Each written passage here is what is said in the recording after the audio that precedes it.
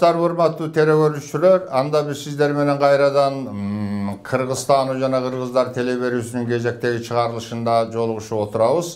Бүгүн биз дагы кайрадан өткөн жолу биз ак калпактын баштапкы бир формалары, ак калпакты кимдер кийгендиги жөнүндө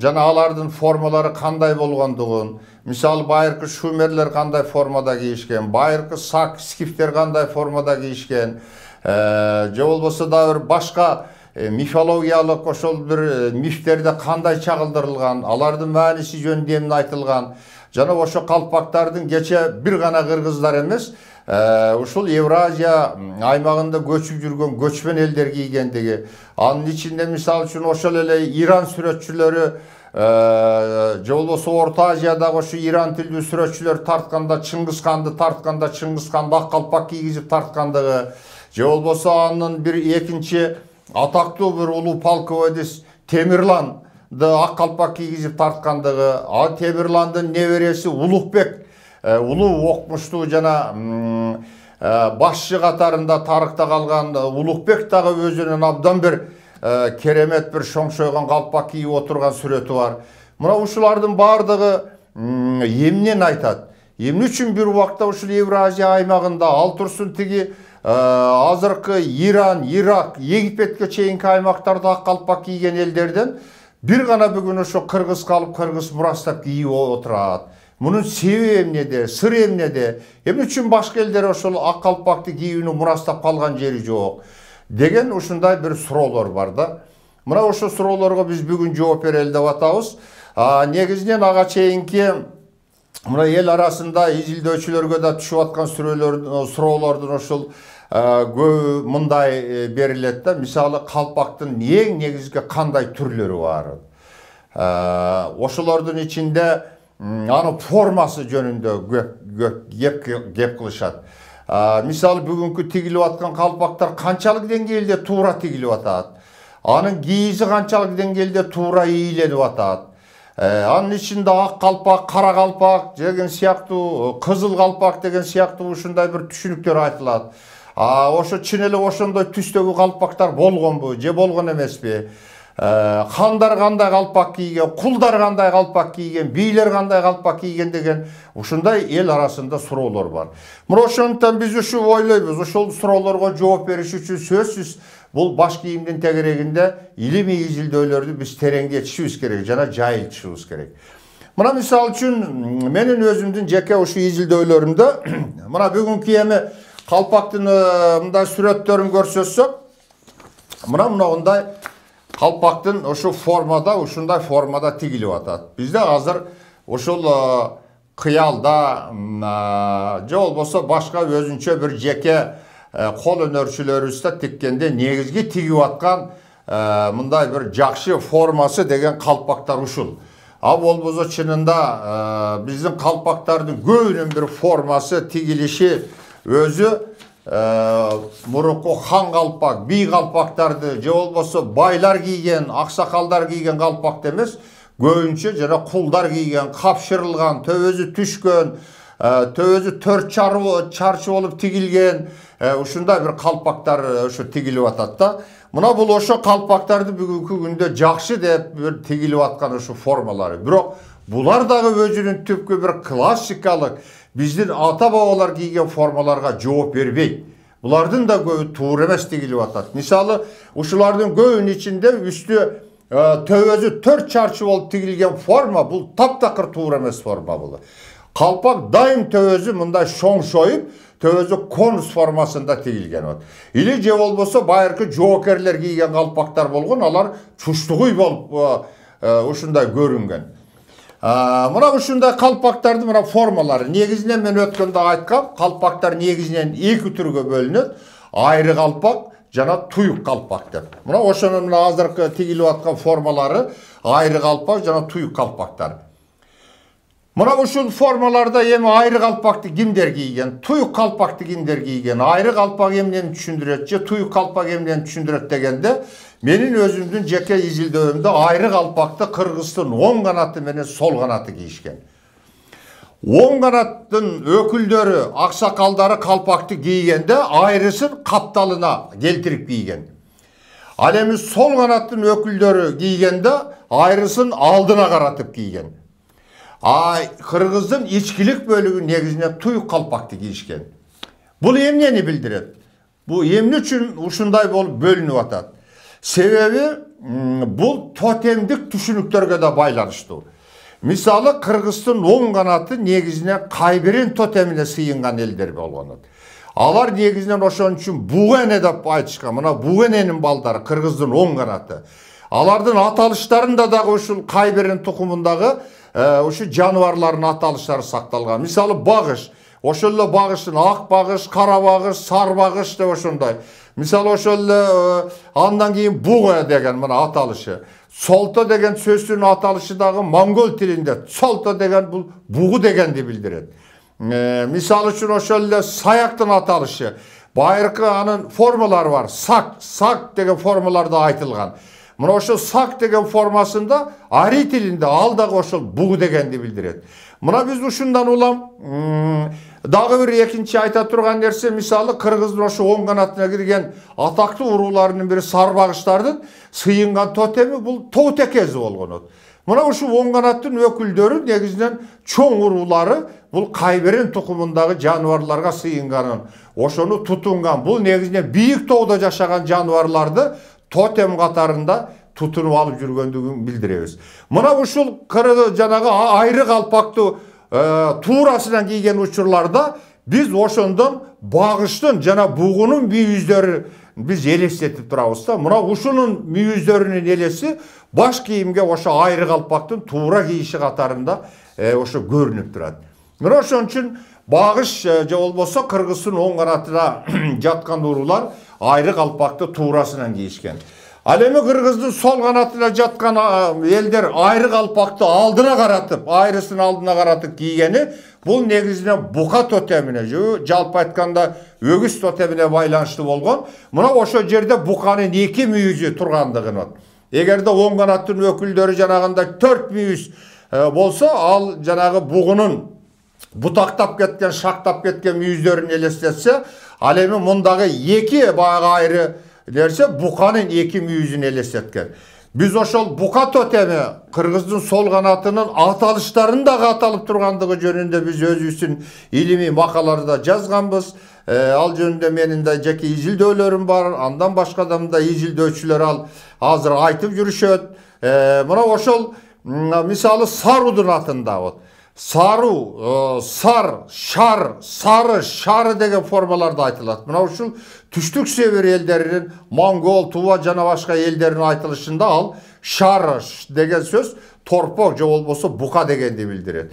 Экинчи, Кытай деп аталышында бул кут, вут деп айтылышында бул байыркы түрк элдеринин тилинде буканы билдирет.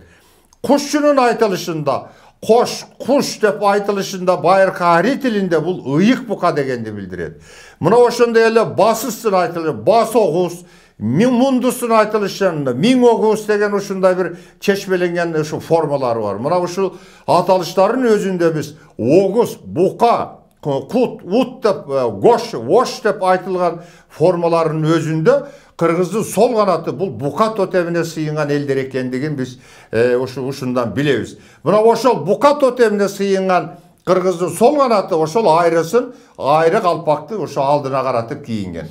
Ал эми Кыргыздын ичкилик элдери булар негизинен бул ит тотемине сыйынышкан. Ит тотеминин ичинде мисалы үчүн негизги бул бүтүн түрк монгол элдерине кеңири белгилүү болгон жана кан тукум чыгарган бул бөрү тотеми болуп эсептелинет.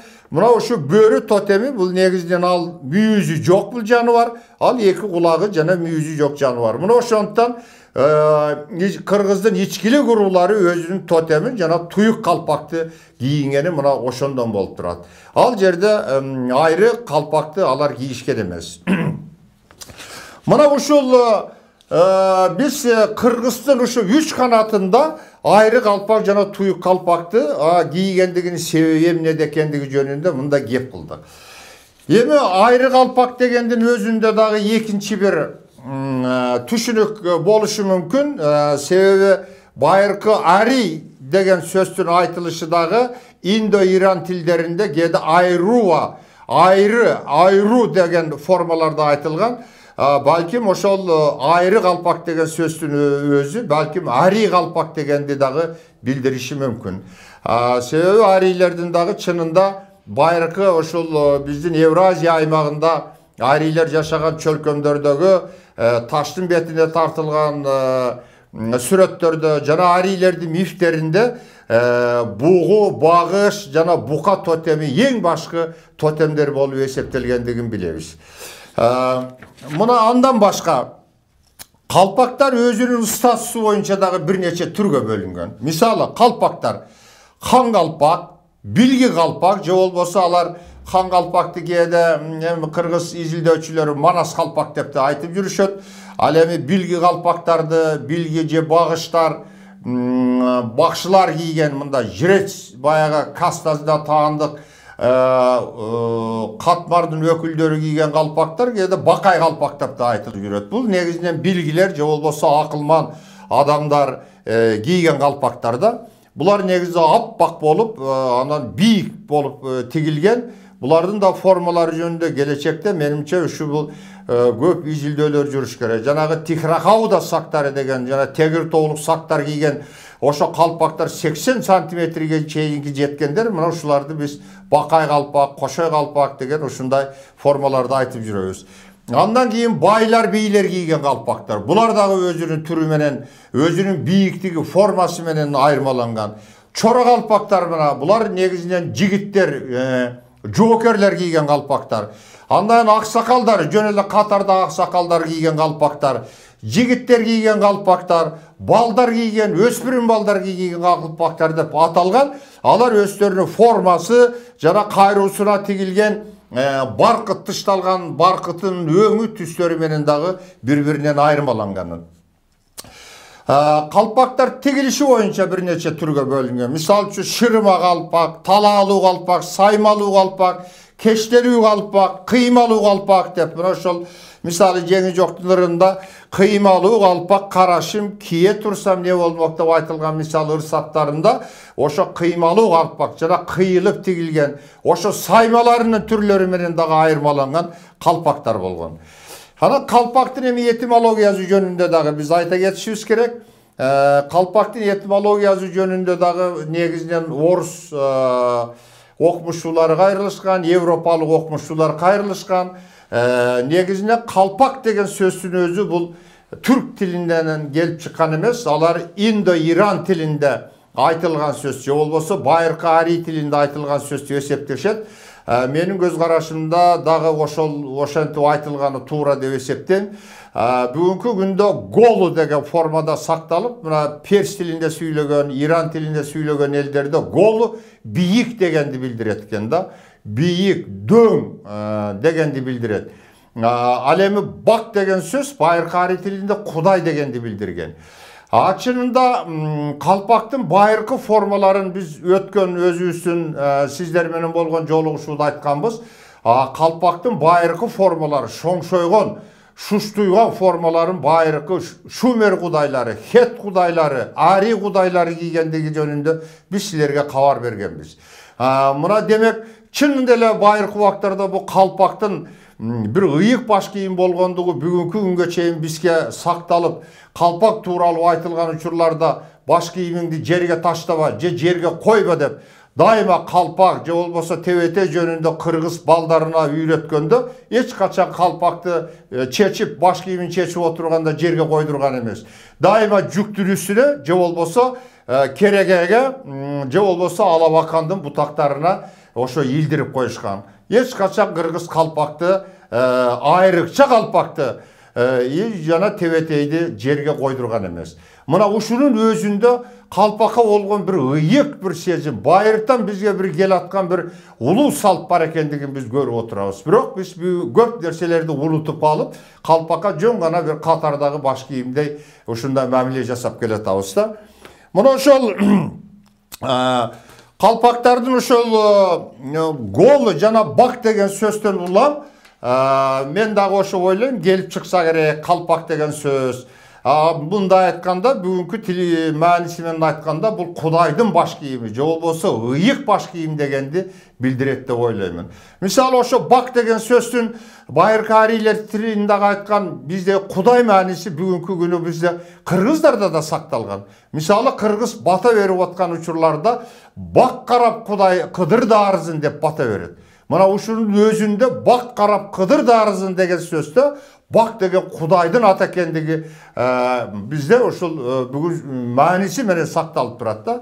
Чынында байыркы ошол хеттерде Фригия жана Фракия деп аталган байыркы ушул эки дарыя аралыгында жана Балкан аралдарында жашаган ушул байыркы элдерде бак Багиус деген бакыттын Кудайын билдирген Кудайдын ысымы болгон. Мына ушул жерлерде биз жана бакыт деген сөздүн өзү дагы ошо бак деген сөз менен байланышып тургандыгын көрүп атабыз да. Бак деген бул ыйык, касиет, бакыт деген сөздөрдүн өзү мына ошо бак деген Кудай атына байланыштуу келип чыккан. Мына ушундан улам ошо калпак деген сөздүн өзүндө ошо бак деген экинчи бир компоненти ошо Кудайга байланышкан болуш керек деп ушундай бир ойлойбуз. Үчүнчү эми калпактын философиясы жөнүндө ага чейин ушул айтсак, калпакты байыркы негизинен азыркы формага, кыргыздар кийген формага жакын хундар кийген деген, сак скифтер кийген деген, огуздар, орто кылымда огуздардын, кыпчактардын жана кыргыздардын ошо уруулары кийгендигин көрөбүз. Негизинен ошол жазма булактарда, Кытай булактарында, мисалы үчүн Кыргыздын ажозу онун кийген калпагы жөнүндө бир кыскача маалымат калган. Ошондо Кыргыздын ажозу дейт, кышында суусардан тигилген, же болбосо ошо кымбат баалуу бир булгундардын терисинен тигилген калпак кийет дейт. Ал эми жайында болсо дейт, ал кайруусу алтын жип менен саймаланган калпак, ак кийизден тигилген калпак кийет дейт. Мына биздин демек ушундан эмнени билебиз? Биздин хандар, кыргыздын хандары алтын жип менен саймаланган калпактарды кийгендигин билебиз. Жана биздин кыргызда хан калпак, би калпак, билги калпак, бакай калпак деген сөздөрдүн өзү демек ошол жерде өзүнүн саймасы менен, өзүнүн формалары менен, бийиктиги же болбосо мындай бир айры же башка бир формалары менен айырмаланып тургандыгын билебиз. Бүгүнкү күндө биз ошо кандай формада менен айырмалангандыгын биз али илимий изилдөөгө толук али ала элекпиз. Ошондуктан бул келечекте дагы бул али такталат деп ойлойм. Жана биз анын формаларын калыбына келтиребиз. Себеби өткөн ушу жолугушууда мен Енисей кыргыздарындагы Эренек бийдин кийген калпагы жана башкыр кыргыздарындагы сакталган кыргыз бийлери кийген калпактардын формасы биздин калпактарга караганда бир топ айырмаланып турган. Алар шоңшойуп тик түшкөндүгүн жана кайруусу абдан бир кенен экендиги, талаазы кенен экендиги жөнүндө мен силерге көрсөткөнмүн. Бүгүнкү биздин тигилип аткан калпактар бир топ анын бузулган формасы болуп саналып атат.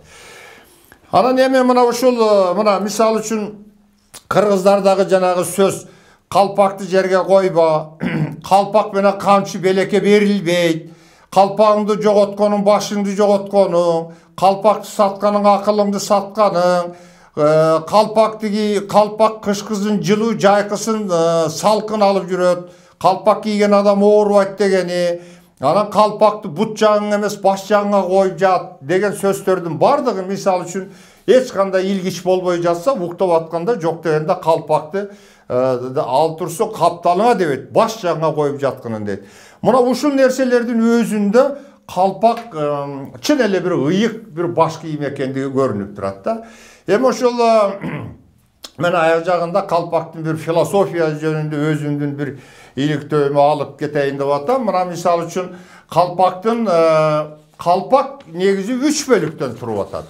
Мына бул жерде карасаңыздар, мына калпак чогунан турат, анан кийин мындай талаасынан турат, анан кайруусунан турат.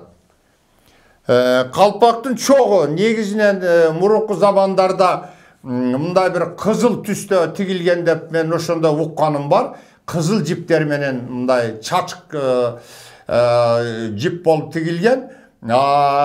Ал эми калпактын негизги мындай талаазы ак, кайруусу 3 түрдүү тигилген. Бул кайрадан эле биз бир аягы тотемдик түшүнүктөргө жана Кыргыздын оң сол ичкилик канаттарына бир тиешелүү бир өзгөчөлүктөрдү баалайбыз. Кыргыздын мисалы үчүн оң канаты кийген учурларда бул аппак калпакты кийген. Ак калпакты кийишкен. Себеби булар ак уулдун балдары экендиги мына ошол калпагынан да алар көрүнүп турган. Кайруусуна алар ак баркыттан, ак түстүү, боз түстүү баркыттарды каптатып саймалап тигишкен. Ал эми Кыргыздын сол канатына жаткан уруулар негизинен көк же кара түстөгү кыжым баркыт менен капталган калпактарды кийишкен. Мына ошо калпактын кайруусуна тигилген түстөн биз Кыргыздын бу сол канатына жаткан же болбосо кара уулдун же көк уулдун балдары. Ал эми кээде Санжыранын көбүндө куул деп айтылат. Ошол куул сары түстөр менен бир алмашып айтылган учурлары бар. Негизинен бул көк уулдун балдары экендигин биз ошо кайруусундагы түстөн билебиз. Ал эми Кыргыздын ичкилик урууларына жаткандар негизинен кызыл баркыт менен сыртталган калпактарды кийишкен. Мына ошондон биз кызыл уулдун өкүлдөрү экендигин биз ошол теге кайруусундагы баркыттын түсүнөн улам билебиз. Андан башка булар жаштыкты дагы билдиришкен. Мисалы, Кыргыздын ошол аксакалдары аппак калпакты кийишкен, орто муундун өкүлдөрү ошо кара баркыт же болбосо көк баркыт менен капталганды. Ал эми жаш балдар болсо кызыл баркыт менен капталган мисалы ошо немени калпактарды кийишкен. Мисалы, айрысы мисалы алдыга кийгизип көк менен капталган болсо, бул орто курактагы, мисалы 20-дан бир 60 жашка чейинки курактагы адам экен деп билгенбиз. Же болбосо ошол айрысы алдында кызыл баркыт менен капталса, ошо Кыргыздын сол канатына жаткан, сол канаттын өкүлү, бирок өспүрүм бала экендигин биз билгенбиз. Ошол эле ушундай эле нерсе оң канатка дагы, ичкиликке дагы тиешелүү болгон. Мисалы, туюк калпак кийип ак менен капталса, бул Кыргыздын ичкилик бөлүгүндө аксакал адам экендиги, көк менен капталганы орто муунга жаткан өкүл экендигин биз билгенбиз. Билебиз да. Бул калпактын бул түстүк маанилери боюнча, эми мына бөлүнүшү боюнча. Менин жеке изилдөөлөрүмдө бул калпактын чогу деп аталганы, мына төбөсүндөгү чачыгы азыр материал чүпрөк формасына өтүп кетти. Бул өзү байыркы замандарда бул куштун канатын билдирген. Мына ушул куштун канатын сайынган салт бул индеистерде гана эмес, түштүк Сибир элдеринин, анын ичинде анан биздин ата бабаларга тиешелүү сакталганы улус жөнүндө уламыштарда, биздин Оозеки булактардан биз билебиз. Ошол мисалы үчүн хандар, бийлер, аксакалдар сайынгандарда ошол мисалы хандар бүркүттүн канатын сайынып, ошол калпактын төбөсүндө бүркүттүн канатынан улам бал хан экендигин же болбосо башка куштун канаттары болсо, ошо куштун канатына карата бий же аксакал экендигин билгенбиз. Бул бүркүттүн канаты кийин жүрө анан бул материалдык чүпрөккө өтүп кеткен. Экинчи мына талаазында биз тоодо, мында бир улуу тоодун бир образы бар экендигин билебиз да. Ал эми мына кайруусундагы кара көк болгон нерсе бул суудун түсү негизинен. Биздин ата баба мына ушул калпактын өзүндө дүйнөлүк тоонун образы, жөн эле тоо эмес, дүйнөлүк тоонун образы.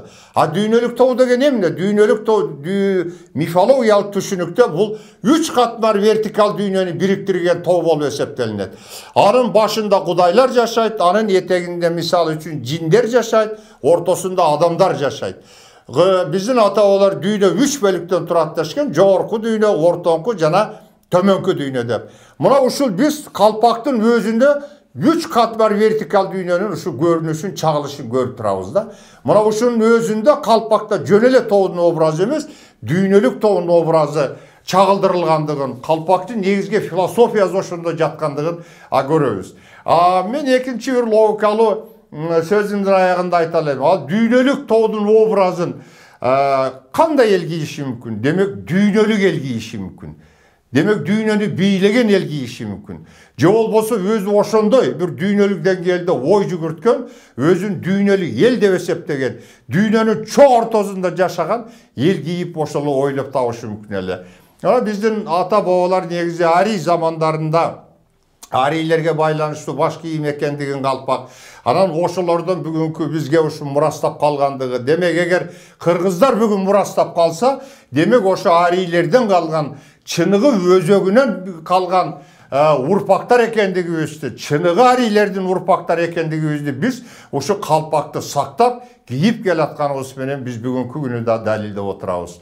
Келечекте бул маселелер жөнүндө дагы бир кеңири да түшүнүктөрдү ушу сөз кылабыз деп ойлойм. Анда эмесе урматтуу телекөрүүчүлөр, ушуну менен кайрадан көрүшкөнчө сак саламаттуу болуңуздар.